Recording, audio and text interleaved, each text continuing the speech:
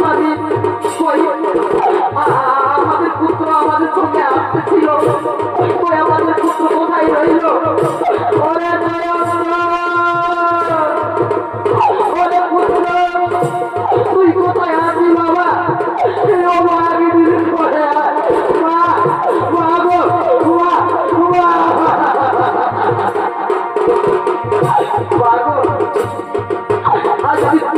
কিছু খেতে পাইনি, আমি তার কিনার জানায় বোধ করতে পারবো না।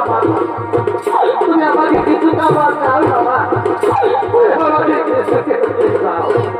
ওরে জয়ন্ত